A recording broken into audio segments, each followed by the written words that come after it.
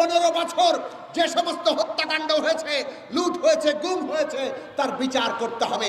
সেটাই আগামী বাংলাদেশের যাত্রার নতুন ভিত্তি।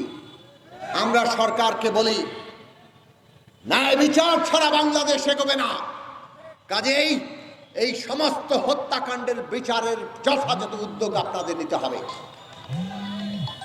ফ্যাসিস্টদের কোনো রাজনৈতিক অধিকার থাকে না।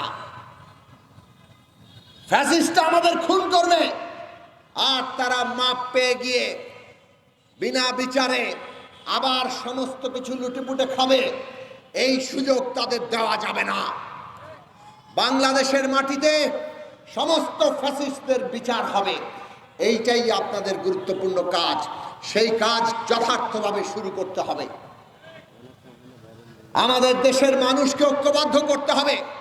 ষড়যন্ত্র ওরা করবেই, নানা দিক থেকে ষড়যন্ত্র করে আমাদেরকে আতঙ্কগ্রস্ত করে ফেলতে পারে, আমাদের ছাত্রদের মধ্যে বিভাজন তৈরি করে ফেলতে পারে, আমাদের জনগণের মধ্যে বিভাজন তৈরি করে ফেলতে পারে।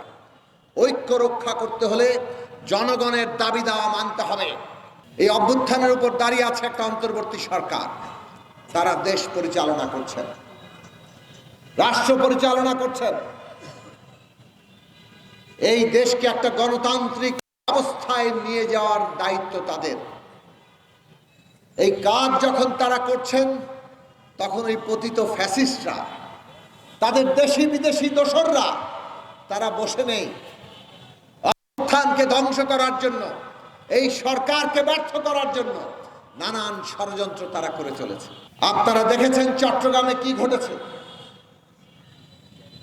একজন আইনজীবী সাইফুল ইসলাম আলিফ, তাকে যে নৃশংস কায়দায় হত্যা করা হলো। হত্যার উদ্দেশ্য তো খুব পরিষ্কার, যাতে করে মুসলিম সম্প্রদায় ক্ষেপে উঠে এবং হিন্দু সম্প্রদায়ের উপরে হামলা করে। কতটা নৃশংস, কত ভয়ঙ্কর! ইসকনের ব্যানারে ওই আওয়ামী দুর্বৃত্ত এবং তাদের লোকেরা এই হামলা করে মুসলমানদেরকে খেপিয়ে দিতে চেয়েছেন, যাতে করে তারা হিন্দু সম্প্রদায়ের উপর হামলা করে। আর ওই ছবিগুলো, ওই ভিডিও তারা পশ্চিমা দেশে আমেরিকায় দেখাতে পারে।